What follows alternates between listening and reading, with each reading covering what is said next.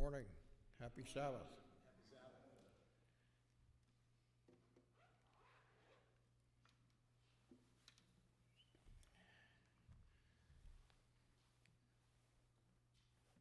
It seems like we're missing people, but we have other people coming too. Amen. So we'll keep our church going. For those of you who didn't know my wife, Lorraine, I just want to talk about her a little bit. She was a singer. She's my favorite singer. And she worked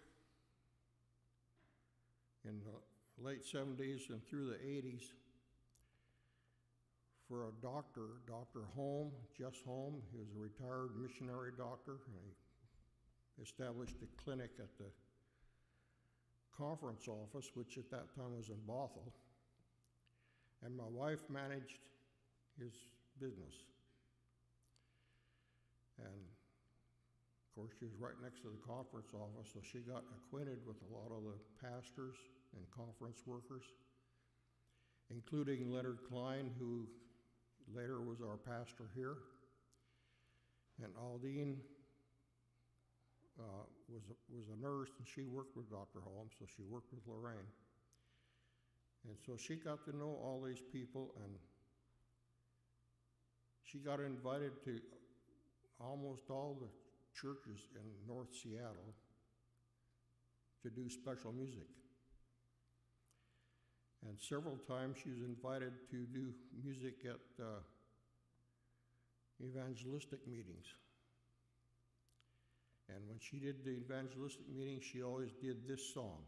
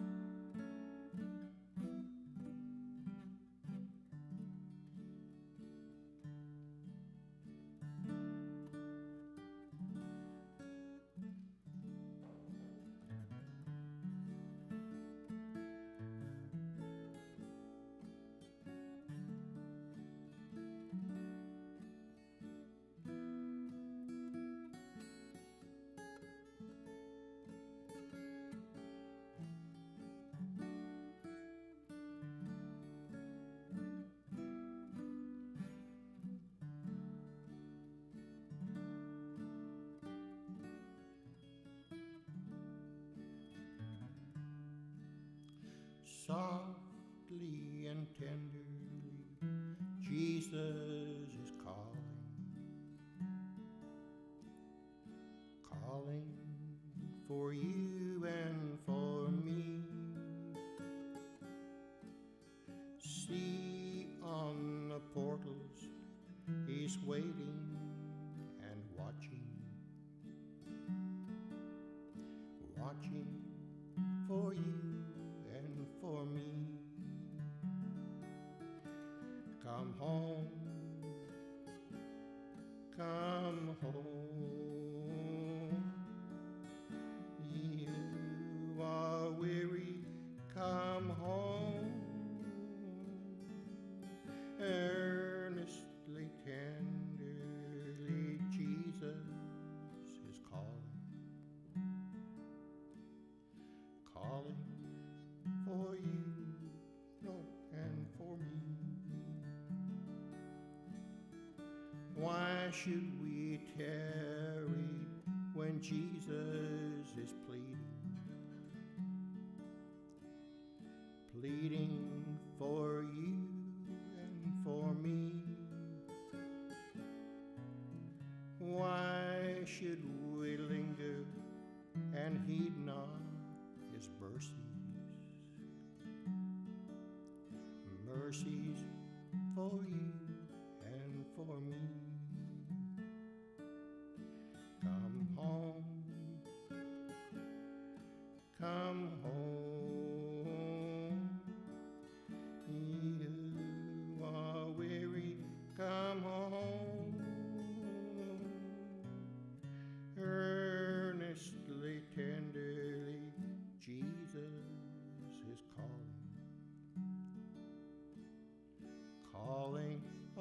oh sinner, come home.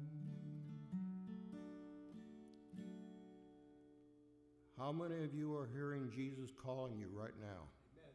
Calling you home.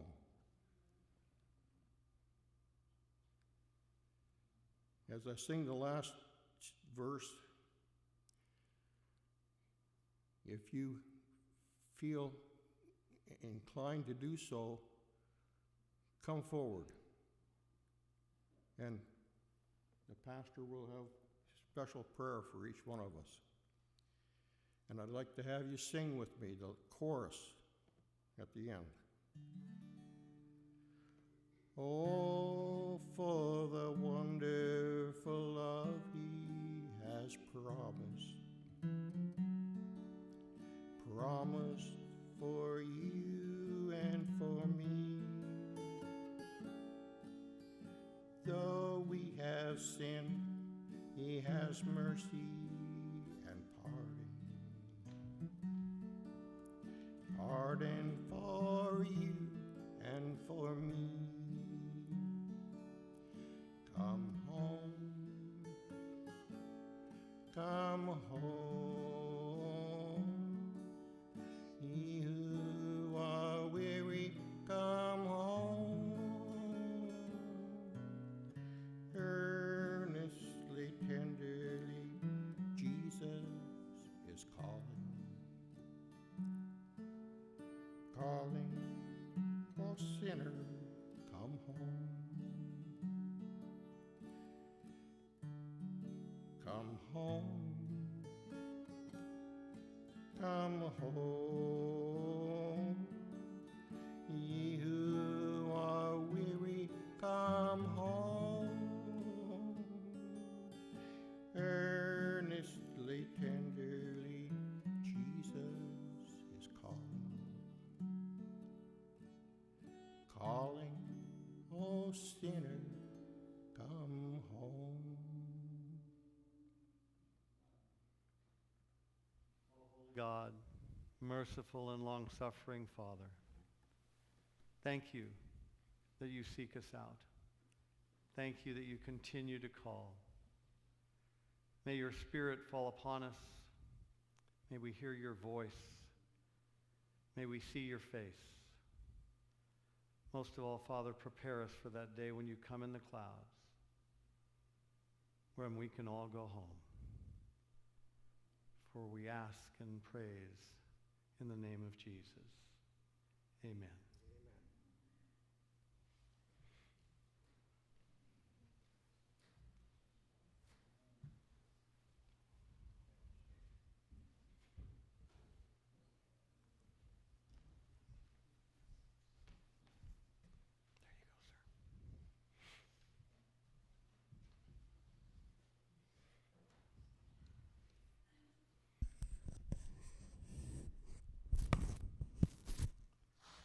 Good morning, and happy Sabbath to all who are here.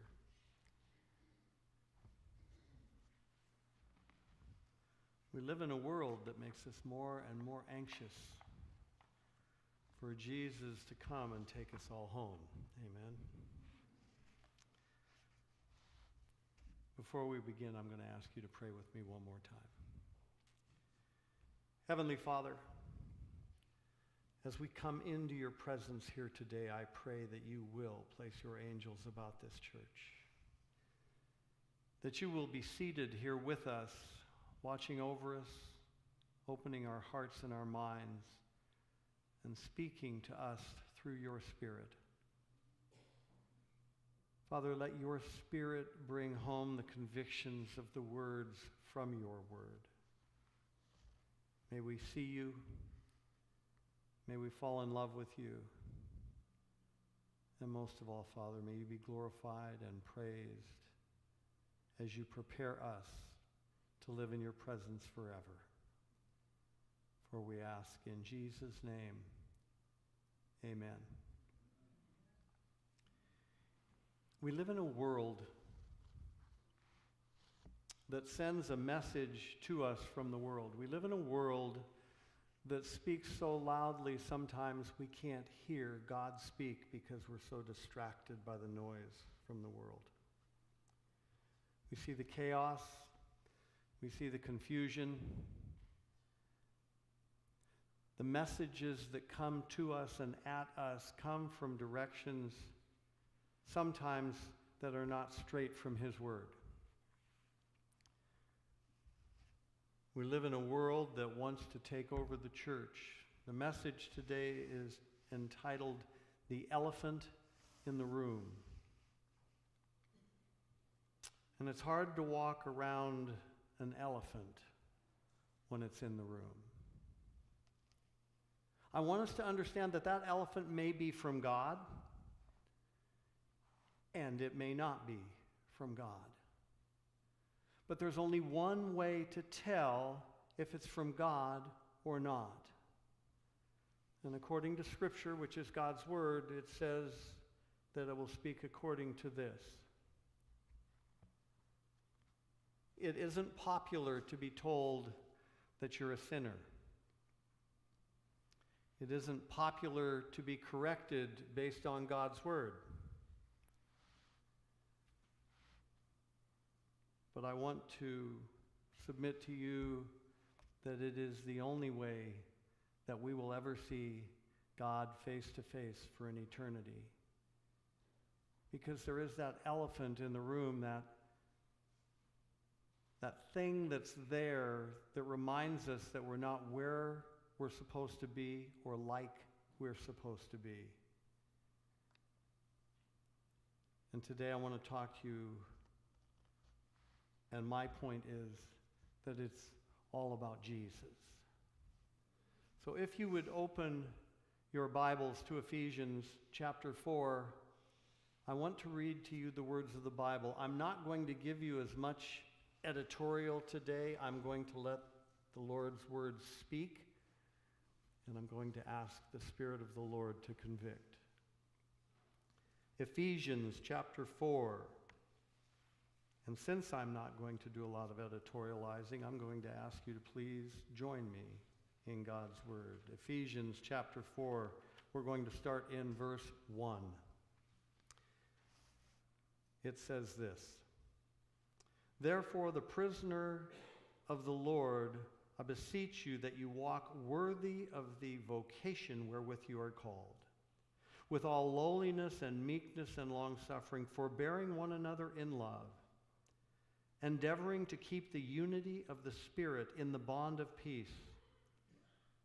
There is one body, one Spirit, even as you are called in one hope of your calling, one Lord, one faith, one baptism, one God and Father of all, who is above all and through all and in you all." Verse 7. "But unto every one of us is given grace according to the measure of the gift of Christ." I'm going to remind you once of many times. Remember, it is all about Jesus. Turn with me, if you would, now to 2 Timothy. 2 Timothy chapter 3. And you are all very familiar with this scripture. I'd like you to turn there anyway. 2 Timothy chapter 3. 2 Timothy chapter 3. We're going to start in verse 10. Are you there? Is there anybody not there yet? Starting in verse 10. "But thou hast fully known my doctrine, manner of life, purpose, faith, long-suffering, charity, patience, persecutions, afflictions, which have come unto me at Antioch, Iconium, and Lystra. What persecutions I endured, but out of them all the Lord delivered me. Yea, and all that will live godly in Christ Jesus shall suffer persecution. But evil men and seducers shall wax worse and worse, deceiving and being deceived. but continue thou in the things which thou hast learned, and hast been assured of knowing of whom thou hast learned them, and that from a child thou hast known the Holy Scriptures, which are able to make thee wise unto salvation through faith which is in Christ Jesus. All Scripture is given by inspiration of God and is profitable for doctrine, for reproof, for the man of God may be perfectly finished, for correction, for instructions in righteousness, that the man of God may be perfect, thoroughly furnished unto all good works. I want to remind you again, remember, it is all about Jesus. Turn with me to the book of Acts, if you will, Acts chapter 2. And while you're turning there, I want to point out that throughout God's word, we're given the assurance and the affirmation that God himself is responsible not just for speaking the word, not just for interpreting the word, but for fulfilling the word. We're told that in this one hope that we have, that Jesus is the answer. There is no other name, we will find out, by which we may be saved. Acts chapter 2. This is the early church. Starting in verse 36. Therefore let all the house of Israel know assuredly that God hath made that same Jesus whom you have crucified, both Lord and Christ. Those words are spoken to every human being that has ever lived, because we all have sinned and fall short of the glory of God. Now, when they heard this, they were pricked in their heart and said unto Peter and to the rest of the apostles, Men and brethren, what should we do? Then Peter said unto them, Repent and be baptized, every one of you, in the name of Jesus Christ, for the remission of sins, and you shall receive the gift of the Holy Ghost. For the promise is unto you and to your children and to all that are afar off, even as many as the Lord God shall call. And with many other words did he testify and exhort, saying, Save yourselves from this untoward generation. Then they gladly did receive his word and were baptized, and the same day there were added unto them about 3,000 souls. Beloved, when we look around the world, when we look around this church, when we look at the people who aren't here, when we look at the seats that are empty, we must understand that God has made a promise to his people. That when the word is straightly taught, when Jesus Christ is lifted up, he will draw all men and women to himself. Because he will be glorified, not us. Not some fancy story of the good things we do or how everybody loves us and thinks we're wonderful. But we will sit at the feet of the cross with every human being in the world, praising the Lord Jesus for what he has done in our lives and for us. Remember, this is all about Jesus. Acts chapter 5, just a few pages over, if you would turn there. Acts chapter 5. I hope the message is consistent and clear. Acts chapter 5, starting in verse 27. And when they had brought them, they set them before the council, and the high priest asked them, saying, Did we not verily straitly command you that you should not teach in this name? And behold, you have filled Jerusalem with your doctrine, and intend to bring this man's blood upon us. Then Peter and the other apostles answered and said, We ought to obey God rather than men. The God of our fathers raised up Jesus, whom ye slew and hanged on a tree. Him hath God exalted with his right hand to be a prince and a savior, for to give repentance to Israel and forgiveness of sins. And we are his witnesses of these things. and so is also the Holy Ghost, whom God hath given to them that obey him. I want to remind you again, this is all about Jesus. Luke chapter 24. Luke chapter 24. Please turn there. Luke chapter 24, starting in verse 44. And as you turn there, Luke chapter 24, I want to remind you that Adam and Eve in the garden were told to obey God strictly, to avoid the tree that he had said was something they shouldn't eat from or touch. They were also told to stay together, to encourage and to protect and lift up and edify and pray for one another. They separated. Sin came into this world. Jesus didn't leave the world to its own. Jesus came, and Jesus did something for each one that gives us an opportunity to come together and to live with him eternally. Beloved, it isn't about being nice, because nice apart from Jesus does not bring salvation. It isn't about what you've learned in the world or what others might have brought up. It's about what Jesus has done. It's about Jesus reaching out.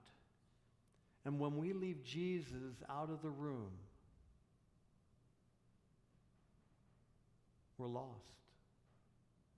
Apart from Christ, we have no hope. Apart from Christ, we have no Savior. Popular theology tells us that we should be able to do things our own way. I need to say it again. This is all about Jesus. Luke chapter 24, verse 44, and it says this. And he said unto them, These are the words which I spake unto you while I was with you, that all things must be fulfilled which were written in the law of Moses and in the prophets and in the Psalms concerning me. Then opened he their understanding that they might understand the scriptures. Jesus didn't turn to the world. Jesus didn't turn to popular public opinion of his day.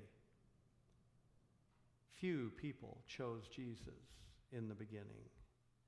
And he said unto them, Thus it is written, and thus it behooves Christ to suffer and to rise from the dead the third day, and that repentance and remission of sins should be preached in his name among all nations, beginning at Jerusalem. And ye are witnesses of these things. And behold, I send the promise of my Father upon you. But tarry ye in the city of Jerusalem until you be endued with the power from on high. Remember, it's all about Jesus, his commands, his character, his sacrifice, his suffering for us. It's not about parents, children, aunts, uncles, friends, neighbors, husbands, and wives. There is one man who died for each of us, and that is the man, Christ Jesus. As we come into his presence, we come into the presence of the one who loves us more than any human being on this earth can love us.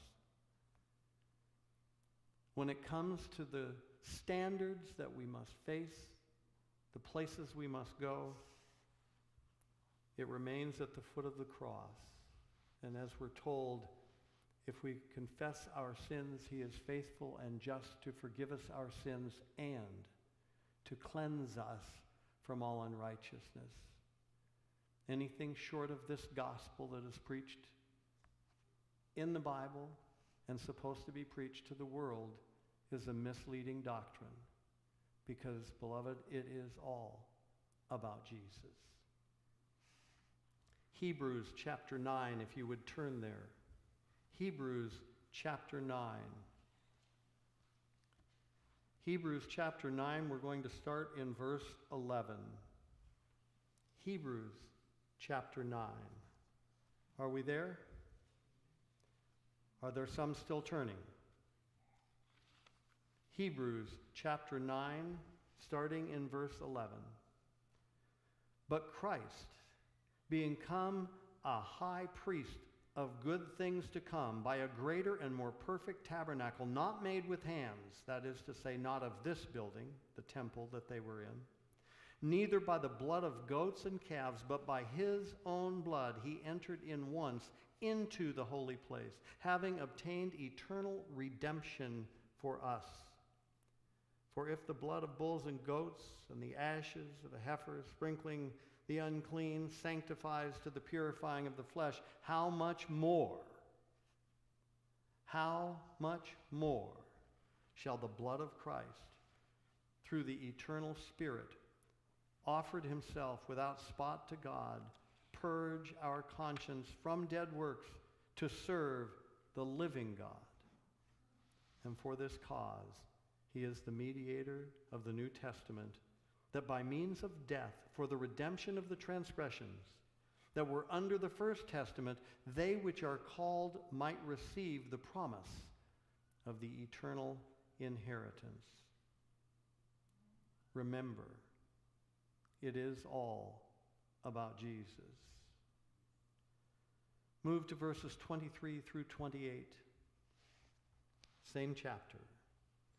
Verses 23 and 28. It was therefore necessary that the patterns of things in the heavens should be purified with these, but the heavenly things themselves with better sacrifices than these. We're talking about the blood of bulls and goats. Verse 24, for Christ is not entered into the holy places made with hands, which are figures of the true, but into heaven itself, now to appear in the presence of God for us. What an incredible thought, that the Son of God, the creator of all that we see and know, is sitting at the right hand of the Father for us, appearing for us. Is there anything too hard for Jesus to do? Nor yet that he should offer himself often, as the high priest enters into the holy place every year with blood of others. For then must he often have suffered since the foundation of the world. But now, once in the end of the world, has he appeared to put away sin by the sacrifice of himself.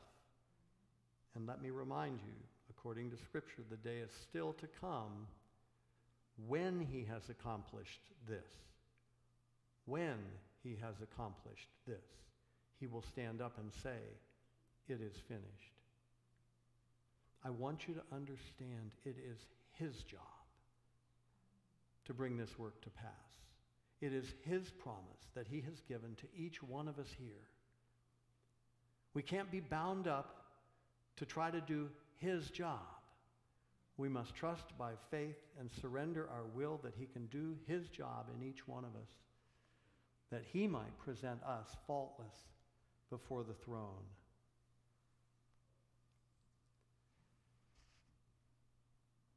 I'll read that again. For then must he often have suffered since the foundations of the world, but now once in the end of the world hath he appeared to put away sin by the sacrifice of himself, and as it is appointed unto men once to die, but after this the judgment. I want to encourage you to let Jesus face the judgment for you, because that's the job he has offered to do. We don't have to face the judgment without Jesus, but we do have to surrender our life to him. So Christ was once offered to bear the sins of many, and unto them that look for him shall he appear the second time without sin unto salvation. Remember, it is all about Jesus. Colossians chapter 1, verses 13 and 14. I invite you to turn with me to Colossians chapter 1, verses 13 and 14. We are almost finished. Colossians chapter 1, verses 13 and 14. Are you there? Verse 13. Who hath delivered us from the power of darkness? Isn't that a good question? Who hath delivered us from the power of darkness and has translated us into the kingdom of his dear Son, in whom we have redemption through his blood, even the forgiveness of sins. There is no other name by which we may be saved. Remember, it is all about Jesus. Isaiah chapter 55. Isaiah chapter 55. We're looking at verses 6 and 7. This is good counsel. Isaiah has much of it. This particular counsel is one that we have from the beginning in Genesis all the way through to the book of Revelation. Isaiah chapter 55, are you there? This admonition has been given. Seek ye the Lord while he may be found. Call ye upon him while he is near. Let the wicked forsake his way, and the unrighteous man his thoughts. Let him return unto the Lord, and he will have mercy upon him, and to our God, for he will abundantly pardon. Beloved, I don't know where we are in life. I cannot give you the time, the day, the hour, the minute, the month, the year, or even perhaps the century, and I shouldn't try, for his return. But the admonition to seek Jesus while he can still be found is one that Scripture admonishes us to do from the beginning to the end. Because, beloved, if you don't understand and you haven't gotten my point yet, it is all about Jesus.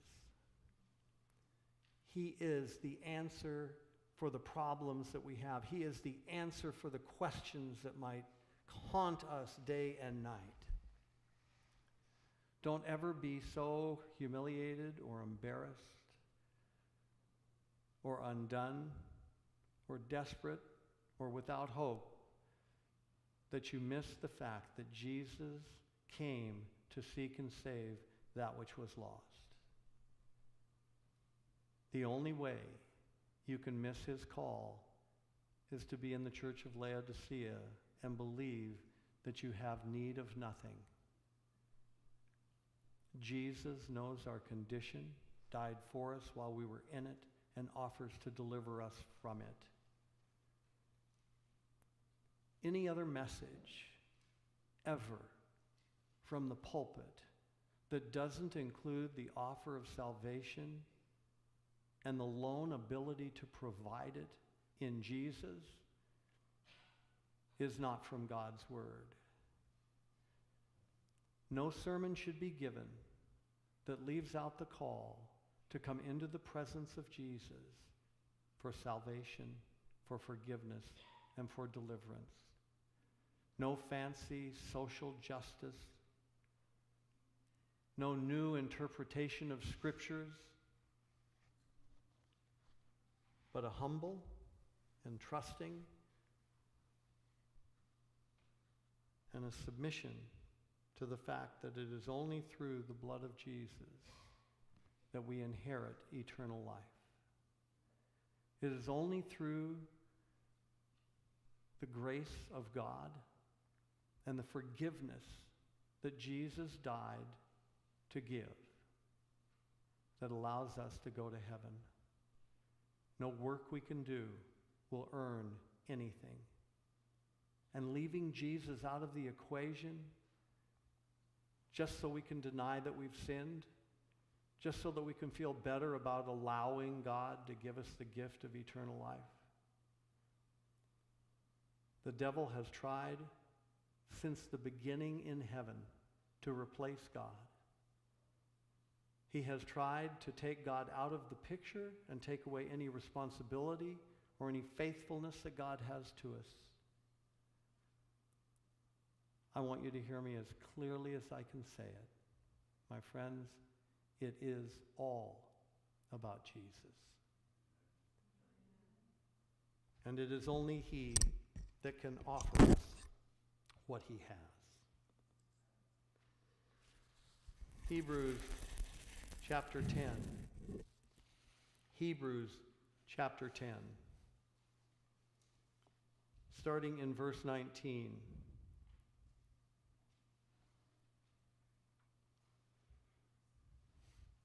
Hebrews chapter 10, starting in verse 19. Are we there?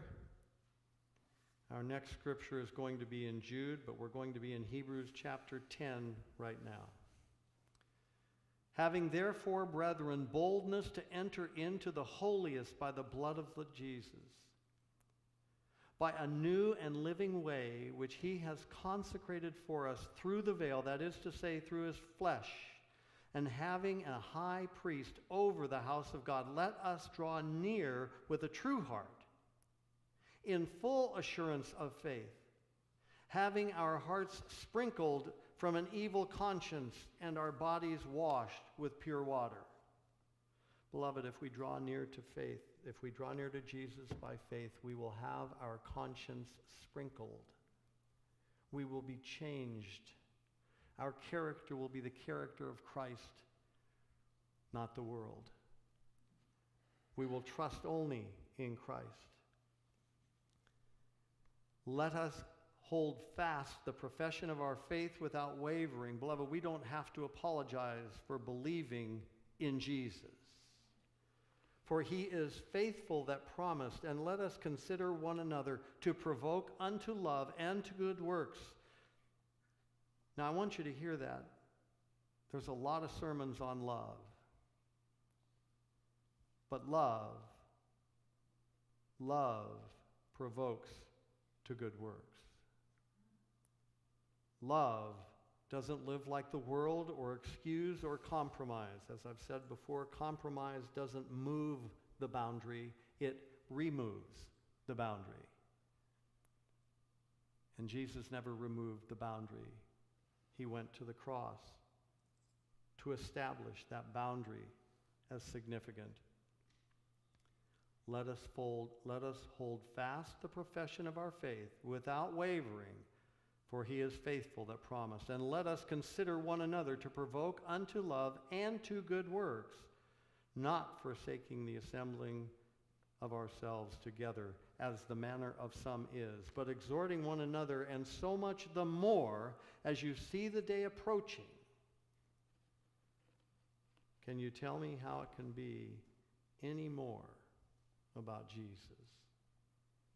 Romans chapter 14, before we go to the book of Jude. Romans chapter 14, verses 11 and 12, and then we will conclude and close in Jude. This is not going to be a long sermon. I want you to understand the point and receive the message. Romans, are we there? Romans 14, verses 11 and 12. How many of you have I lost, and how many of you are still tracking with me? Don't answer. But think about it. Romans 14, verses 11 and 12. For it is written, as I live, saith the Lord. Is the Lord alive? Then this is true. Every knee shall bow to me, and every tongue shall confess to God. So then every one of us shall give account of himself to God. Believe it, beloved, the day is coming when we will stand before the judgment seat of God. And we will answer. There will be no large group standing behind us or beside us, testifying for us. We will stand before the God of the universe, either with Jesus for us or alone. And that's not a secret. And yet Jesus offers us independent counsel for all of us who can't afford to defend ourselves. And beloved, none of us can afford to defend ourselves. But Jesus is willing to do the job. Jude, verse 14. And Enoch also, the seventh from Adam, prophesied of these, saying, Behold, the Lord cometh with 10,000 of his saints. Did you realize that Enoch was a Seventh-day Adventist? Do you realize that Enoch was a Seventh-day Adventist? And he preached faithfully about the fact that God was coming with his angels to deliver his saints. I want you to get this point and not miss it. Enoch left this world alive. The same opportunity is offered to us to execute judgment upon all and to convince all that are ungodly among them of all their ungodly deeds which they have ungodly committed, and of all their hard speeches which ungodly sinners have spoken against him. For some of us, that might be the elephant in the room. We might not want to hear just how bad we've become. But I don't want you to hear that without also hearing that Jesus Christ has purchased the right with his own blood to deal with all of the problems that are in our lives. Because in the end, this isn't about us. It's all about Jesus. These are murmurers, complainers, walking after their own lusts, and their mouth speaketh great swelling words, having men's persons in admiration because of advantage. In other words, they flatter people because they hope that some man of power might help them. But beloved, remember, ye are the words, but beloved, remember, the words which were spoken before of the apostles of our Lord Jesus Christ, how that they told you there should be mockers in the last time who should walk after their own ungodly lusts. These be they who separate themselves, sensual, having not the Spirit. But you, beloved, building up yourselves on your most holy faith, praying in the Holy Ghost, keep yourselves in the love of God, looking for the mercy of our Lord Jesus Christ unto eternal life. And of some, have compassion, making a difference. And others save with fear, pulling them out of the fire, hating even the garment spotted by the flesh. I want you to think about that for just a moment before we close.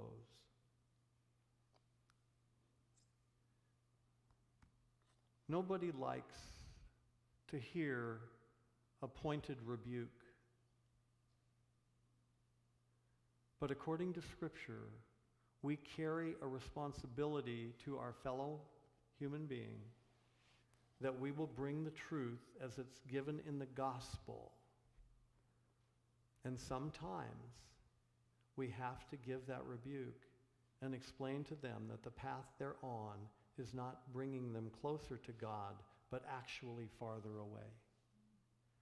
And God's word says, bring it with compassion, bring it with love. But sometimes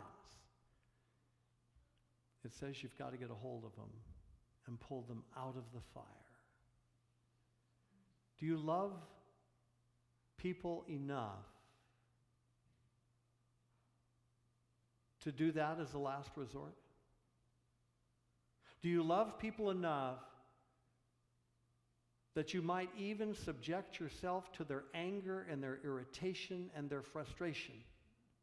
Do you love people enough to say, that is the wrong path and this is the answer?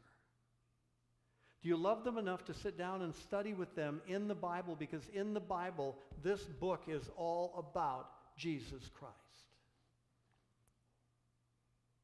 My opinions mean nothing.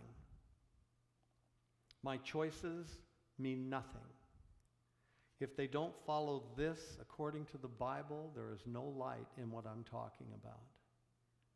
I have read to you today out of the Scriptures. I am about to conclude.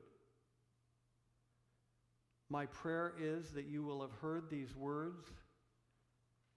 There is sin in the world, and Jesus is the answer. There is brokenness in the world, and Jesus is the answer. But he is an answer today, not after he comes. He's an answer today. It isn't enough for us to be nice, because all of the nice in the world without the understanding of Jesus will not save you.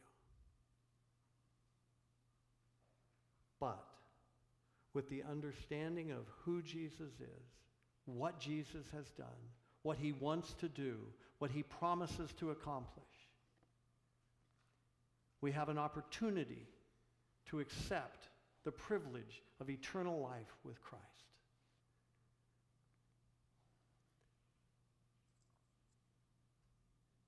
And of some have compassion, making a difference, and others save with fear, pulling them out of the fire, hating even the garment spotted by flesh. Now unto him that is able, I'm going to ask a question. Who is it that is able? Beloved, have I gone through this whole sermon and you can't tell me who is able? Thank you. We must be bold at some point to speak for the Lord. Now unto him that is able to keep you from falling and to present you faultless before the presence of his glory with exceeding joy, to the only wise God, our Savior, be glory and majesty, dominion and power, both now and forever. Amen. Please believe that it's all about Jesus.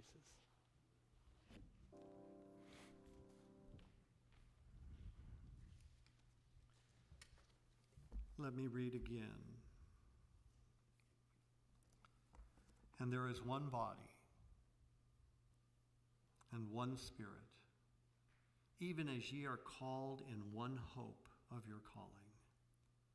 One Lord, one faith, one baptism, one God and Father of all, who is above all and through all and in you all. But unto every one of us is given grace according to the measure of the gift of Christ. Holy Father, most gracious God, help us that our worship and allegiance goes to you, not to our children, but to you. Let us direct them wisely on the path that you have set for them. Father, let us worship you. Let us surrender our allegiance to you and not to a daughter, a son, a spouse, a husband, an aunt, an uncle, or a friend. Let us hold fast to your standard, not being afraid to call out in these last days, these final moments. This may be the last opportunity you give us to reach out to someone and remind them you have set the standard, whether they like it or not. This is and will be for eternity all about Jesus. Amen.